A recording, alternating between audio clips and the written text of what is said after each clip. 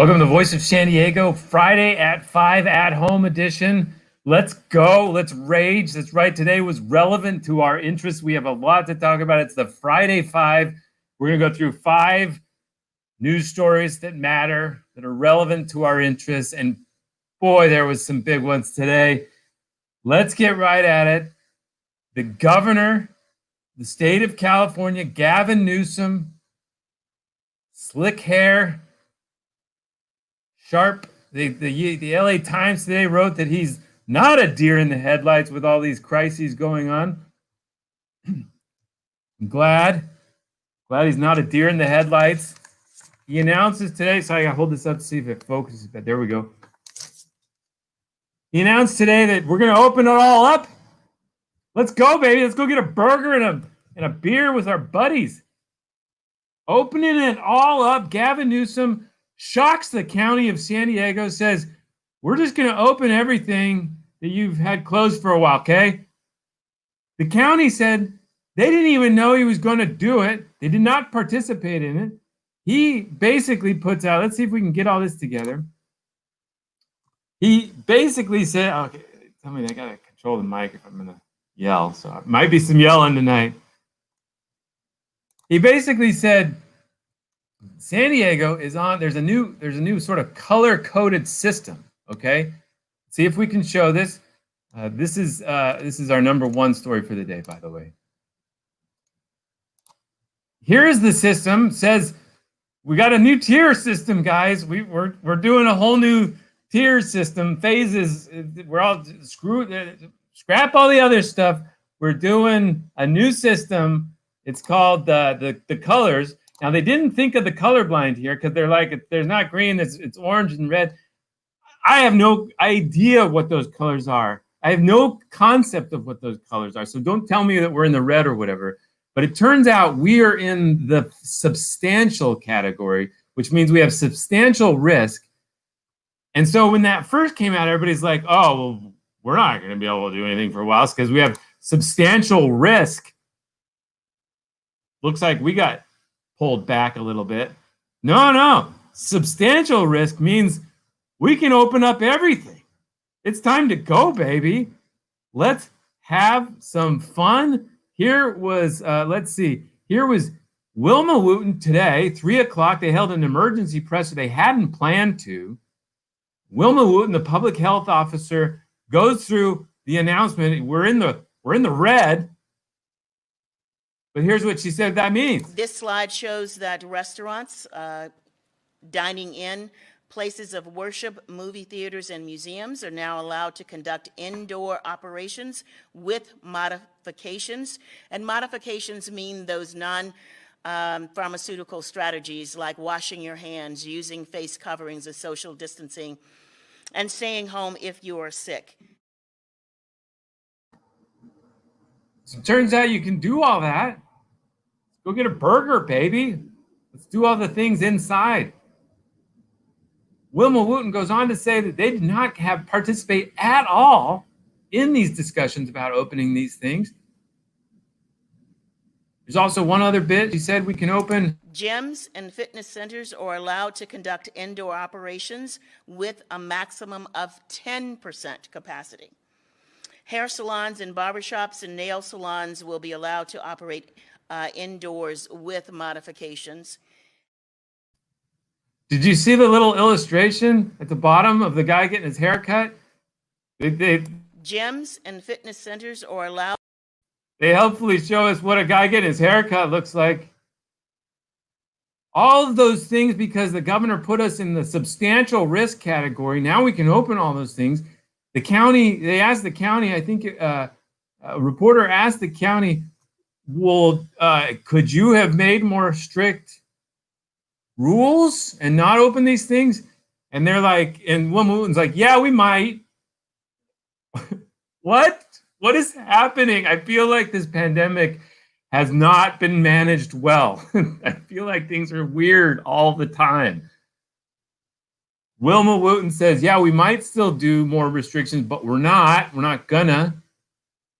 She says, don't worry though. For those of us worried about schools, you might remember one of my big concerns was We might open stuff before we open schools. Like, maybe we should get schools open first. And if we can't open schools, nothing should open. It seems like a key part of our society, schools. I thought maybe we don't do the bars and restaurants again like we did this summer because things got a little out of hand. Maybe we wait and instead do schools first, see if we can make that work, and then we can do some of the other things like get a burger with our buddies at the bar. But Wilma Wooten helpfully said, don't worry. Also, just want to also remind people that the reopening of schools K through 12 is not impacted for San Diego County by this new change. Oh, really? Really? Not impacted at all? Not impacted at all? Because this summer, San Diego Unified and a bunch of other districts were planning on opening, just for a history lesson, they were planning on opening, but then you did it before, you opened these things before, and things got out of hand. And then they said, no, we're not opening. And then the governor's like, no, you can't open. So today he's like, let's just open those things up again. May as well see how it goes. Greg Moran, reporter at the UT, wrote a tweet, said, why did Governor Newsom sandbag the county and presumably others in this way on such an important issue? The county said they had no participation at all. Just a really interesting move. Now, here's an interesting part. One of the governor's best friends in San Diego is Nathan Fletcher, county supervisor Nathan Fletcher. He's usually at these briefings. That's Nathan Fletcher. He's usually at these briefings. The county, when they announced that they were having a briefing to deal with this announcement, this news that they were going to open things Monday, they said Nathan Fletcher was going to be there on the advisory. But then Nathan Fletcher wasn't there. Appears he boycotted it. Not a work stoppage. That was an actual boycott, I think. He said, I believe we should take a more cautious path and safe approach to opening than what was outlined today. He listed all of these things. He says, at the same time we're moving forward, we're trying to give schools a chance to start again and have college students returning to campus. I believe our focus now should be on a narrow section of low-risk entities and doing everything we can to support our schools. Appears he disagrees with his buddy, the governor. Now, he tweeted afterwards, and when I pointed that out, he said, well, we could have, as a county, done something more strict, and that's what I was kind of going for. But the county had no role in participation with the governor on deciding that he was going to announce that these things could open. And he didn't just say like they could open. He put up a website that said gyms can open, restaurants can open, all these things can open. You know what one of the weirdest parts was, by the way? It appears, and I'm thankful to Paul Sison from the Union Tribune, who pointed out that there is one thing that's more strict now out of this than was before. There's one restriction that's harsher than before. You can go get a burger at the bar, you can go to a gym, you can do all these things, but one thing has changed. He put a maximum on how many people can go to retail shops. So they have to like go back to like checking people in and like waiting in lines and stuff. Because people packing into Bird Surf Shop was the real problem here. Got to cut that down. I'm glad that Paul Sison from the Union Tribune figured that out. That was what a weird day. Okay, I guess we're opening everything right before Labor Day. Should go fine. It's the exact same thing we did after Memorial Day, and then everything just, we can't open schools now.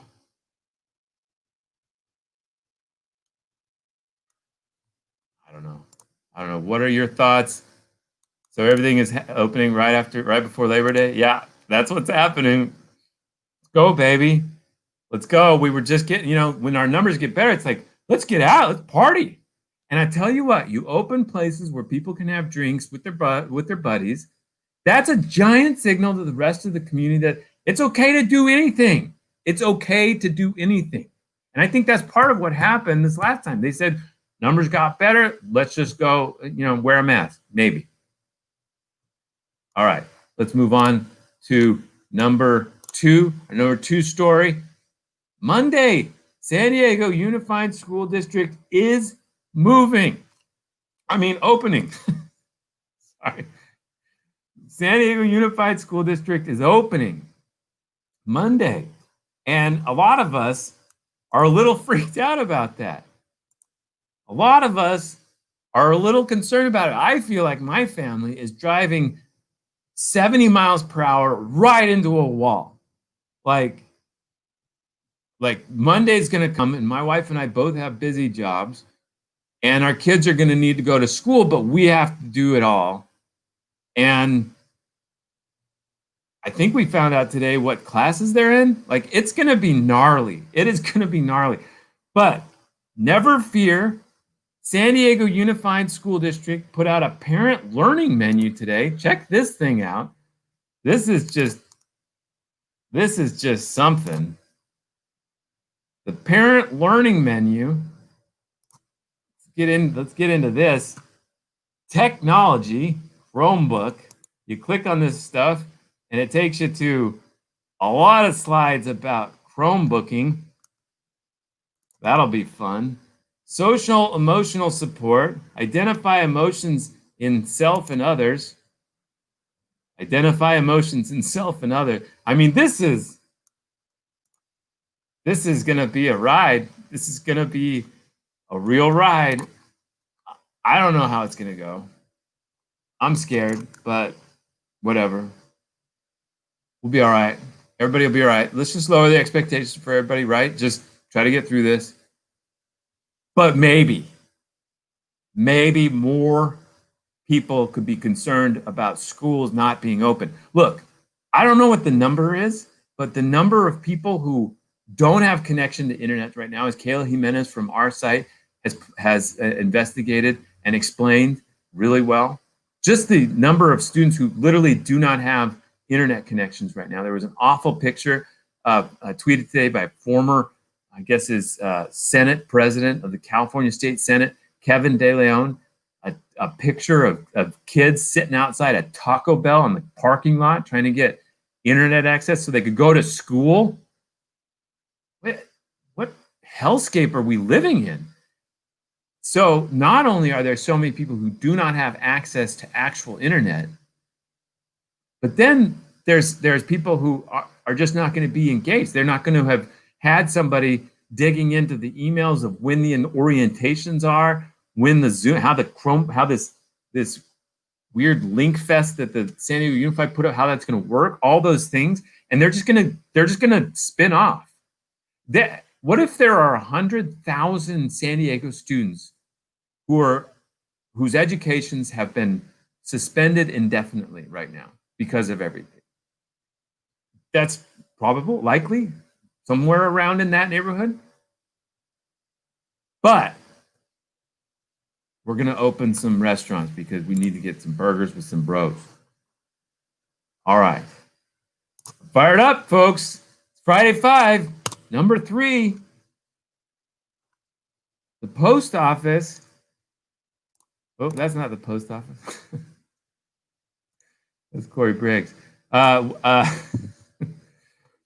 post office, there's a lot of people worried about the post office. We had Ashley McGlone, our investigative reporter, Kate Nucci, our intern. We asked them, go find out what you can about what's happening in the local post office. We asked the post office a bunch of questions, and you know what the post office told us? The post office said, nah, we're not talking to you. File a Freedom of Information Act request. Bye. That's it. That's what we got. There's the unions locally. The Union of Postal Workers is like, man, they're taking out machines. Things are getting crazy. They're not letting us get overtime. Things are getting backed up. We're worried about it. And we explained, and Kate and Ashley did a great job explaining the financial problem that the post office faces. Basically put simply, there's mail is going down, has been for the last 20 years. but costs are pretty steady. And then in about 15 years ago, the federal government passed a law that said, yo, Postal Service, you promised your employees health care throughout their retirement. You pay that every year just based on what the bill is for that year for that group of retirees. Now you have to project how much that's going to cost for everybody you've promised it to forever. And then you're going to have to package that and amortize that as like a mortgage for a certain period of time. And then you have to pay annually on those payments. And those were big. And so that caused a massive redesign to how they handle their finances every year, and a big problem. So all of that in our story from the post office. Basically, we got a bunch of questions and no answers. But what we do is file those FOIAs, those FOIA requests, and then if they don't comply, we'll sue them, just as we have. Let's see, we've sued the Department of Justice for some records about immigration. We sued the Department, I think it was the FAA, for information about drone testing over San Diego. We'll do it. We'll do it again. We'll get those FOIAs. So stay tuned on that. Number 4, Kelvin Barrios. Really weird week for city council candidate Kelvin Barrios. He's running in District 9 of San Diego City. It's the City Heights sort of college area, Talmadge, Kensington, those areas. Georgia Gomez is the incumbent. Her former employee, Kelvin Barrios, he's admitted that he's had some mistakes in the past. He had some mistakes. He basically acknowledged that there was a problem with him getting money from one of the clubs that he managed. UT last week wrote a story saying he's being investigated also by the DA. He writes, no, I didn't get investigated by the DA. They dropped it. San Diego Democratic Party also dropped their investigation. FPPCL dropped. We followed up with that. The DA didn't drop the investigation. Like I said, we will not confirm or deny that we dropped the investigation, but we have not cleared him either. It was like a non-confirmation confirmation that they're investigating. Weird week for Kelvin Barrios. Check it out, voiceofsandiego.org. You can follow all the stories about that. All right. Let's get into number 5 in this week's news.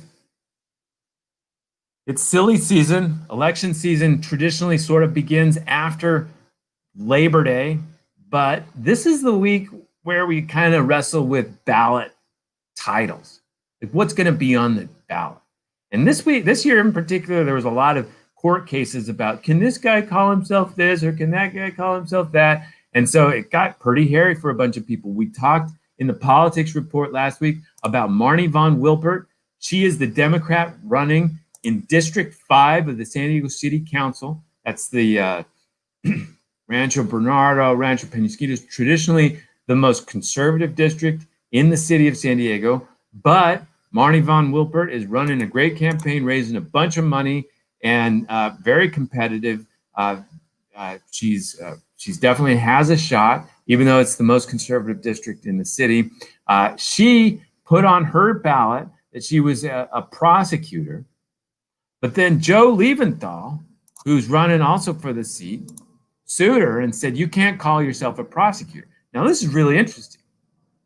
Marnie Von Wilpert is a deputy city attorney at the city of San Diego, where she does prosecute sort of like civil law. So, for example, the city of San Diego is suing Instacart for not having its employees classified as employees.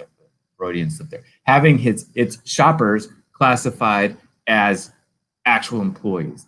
The city of San Diego says, look, you tell those people what to do every day, how to even like what directions to take to go and get those groceries. You're telling them what to do. They're employees. They should be employees. Instacart's like, nah, we're not doing that. We are just helping these shoppers connect with these people who want shopping. We're just a neutral platform in the middle. It's just passing through us. All this information just passing through it. We're not telling those shoppers what to do. So it's a really interesting argument. That case is being prosecuted. It's a civil case, not a criminal case, but it would have actual, penalties if they win. Excuse me. Ooh, excuse me. That was gross. Sorry. Not COVID. Sorry, not COVID. It was not a criminal case, but basically they're saying you're breaking the law. She sued Instacart.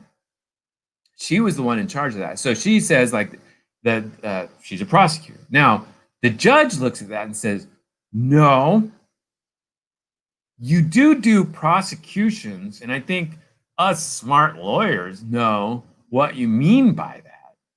But the general public thinks of prosecutors as criminal prosecutors, the ones going after criminal law violations. And you're not that, so you don't get to call yourself a prosecutor. Pretty interesting. Joe Leventhal, he's the Republican running in the race, also running a great campaign. They're both very good people. I think you should be proud if you're from the area. I'm probably will forget that one day when they do something terrible, but they do seem like very, okay people. And, they just have very different beliefs about things like homelessness and transit and how the city should be managed and police, stuff like that. So Joe Leventhal's the Republican running. He can describe himself on the ballot as a businessman, but he can't call himself a small businessman. That also went through the court. He also was determined he can't tell people that he got the endorsement of the San Diego Union Tribune. The paper endorsed both candidates before the primary, but, notoriously in my little world of two people, notoriously hold that endorsement back, not because they don't like him, but because those endorsements have an expiration date. They're not on the endorsement. The expiration date's not on the endorsement, but you should know. Media literacy. You should know. So multiple campaigns have been told that the paper's primary endorsements do not extend to the general. Noli Sosa, Republican running in District 7. That's the area of Terra Santa, San Carlos. It's been long represented by Scott Sherman, Republican. Noli Sosa won. He did get a court to agree that he can list himself as a small businessman. Now, he's the guy that started and runs the Dirty Birds, chicken wings and stuff. So they were arguing that he's got too many employees. He's not actually a small businessman. Now he's a big businessman. Because we all know that small businesses are holier and so much better to their workers than large businesses. And small businesses are just better for everything. I hate that, by the way. There are some small businesses that do some really bad things to people.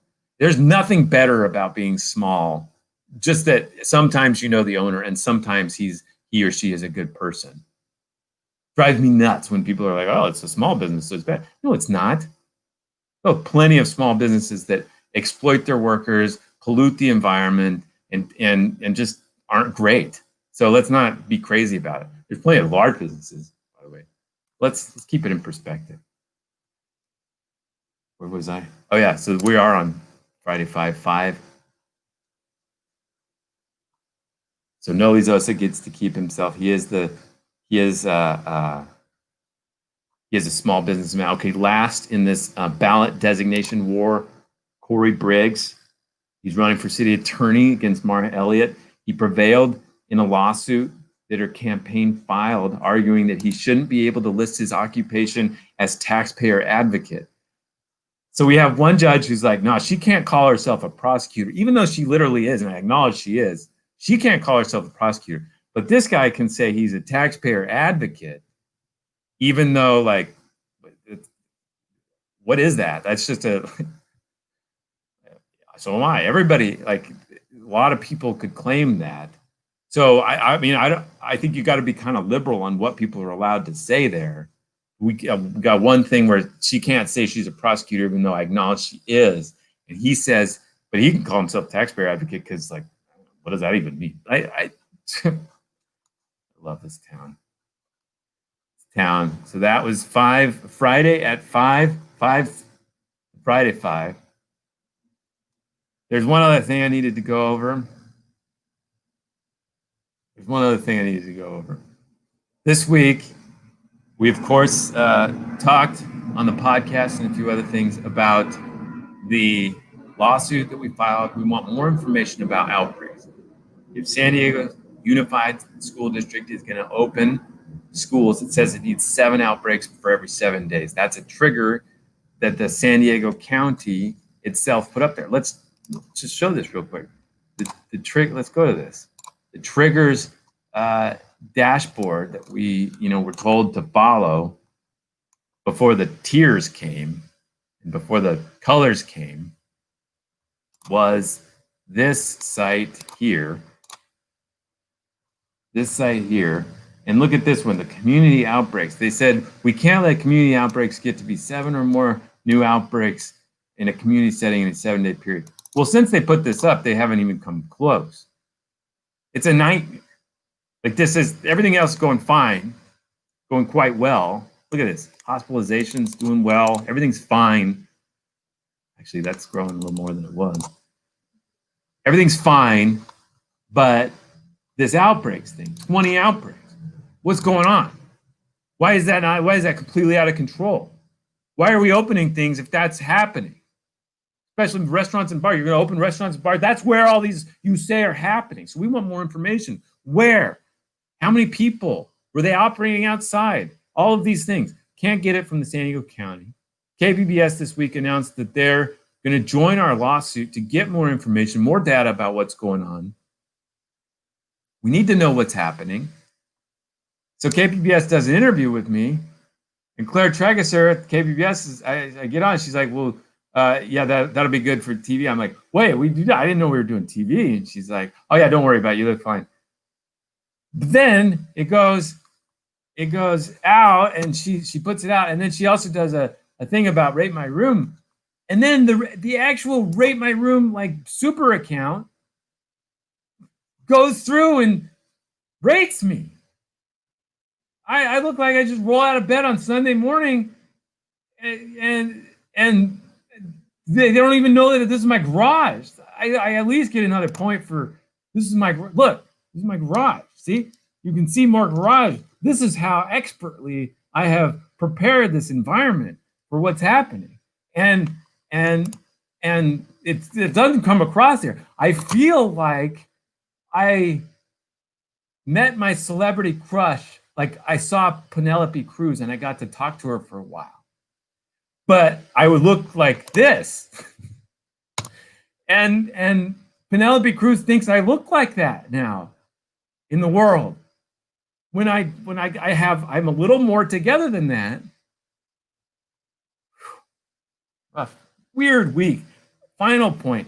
My son, my beloved son, Xavier Lewis, beat me in chess this week, and legit, like, I'm not gonna make any excuses. It was legit. I wasn't really paying attention, and I was kind of just like attacking him, but he snuck in and he put me in checkmate, and I couldn't move. I was like, my heart started racing. I felt like something happened that was profound. My 10-year-old son beat me in chess. I trounced my family in chess. I'm very competitive. Probably should chill out. But it was a reckoning. It was like realizing you're balding. It's like something, it was like very profound moment. So congratulations to my son beating me. All right, let's get to some of your questions. Then I have to go pick up Lexi. So no Lexi tonight, sorry. She's doing a volleyball camp. Can't do school, but can do the volleyball camp. I don't know. For X Uber first, then Instacart, then Handy, then shit. I don't know what that is. I love it when Scott is annoyed and does live work. Let's get him more annoyed in the future. It's adorable. horrible, isn't it? Scott, why do we elect a city attorney? Great question, Ernesto. Do you want to know the whole story? Because I'll do it. I'll do the whole story. Back in like the 30s of the San Diego city politics were bananas. Apparently they just fought. It was just a lot of big fights all the time. There was a big movement to elect the city attorney because they wanted it to represent the city, the populace, more than like all these insider deals they said were going to go on. So they passed the rule, said it was an independent city attorney. Ever since then, so when I started covering city politics in 2004, there was a guy named Casey Gwinn who was the city attorney. And he was like just kind of a normal like guy. He was kind of annoyed with public. He didn't really want to be a politician. He liked to champion some of the things he did, but he wasn't into like the politician stuff. And he made a recommendation on his way out. He's like, we shouldn't vote for this job. This job should be done by somebody who you hire who's good to do this job. We shouldn't, doesn't feel right that you guys are treating me like an elected official and I have to go get votes and stuff because my job is to be a lawyer. So that didn't work out. Voters ended up electing Mike Aguirre, and his whole point of view was like, the city attorney is not only not the city attorney for the city council and the mayor. I mean, she is, but the city attorney is really the attorney for all the people in the community. And so he ended up like investigating the people who were supposedly his clients a ton and suing them and really like, being on his own. And so he was the one who took the definition of the city attorney. He's like, I'm gonna see how far we can take this. I'm gonna see how far we can go with this. And it was weird for a while. It was like Mike Aguirre is undeniably a brilliant man, but that was a weird period. And he threw accusations out at everybody, at me, at tons of different people. It was a very tumultuous period, and he got his butt kicked on re-election in 2008. And they brought in Jan Goldsmith, and Jan Goldsmith gets in, and he's like, this is pretty cool to be city attorney. I can do anything I want, and I can make sure things I want to happen, and things I don't want to happen, don't have to happen. And he's like, and he had ran on this idea, I'm going to be just the attorney for the city council and the mayor. And he comes out and he's like, no, I run the city. And then his deputy, Mara Elliott, runs, and she says, I'm going to be just an attorney. You're not going to see much from me. I'm just going to be in the background. I want to be an attorney. I want to be a professional attorney for the city. And then she gets in the office. She's like, this is cool. This is a lot of power. And she starts suing people, and she starts declaring like vacation rentals are illegal. She just like starts like really waving some power around. So this year they say we should not elect the city attorney. They come up with this plan to bifurcate the role so that the elected city attorney still prosecutes misdemeanors, but then the rest of the job is done by some pro.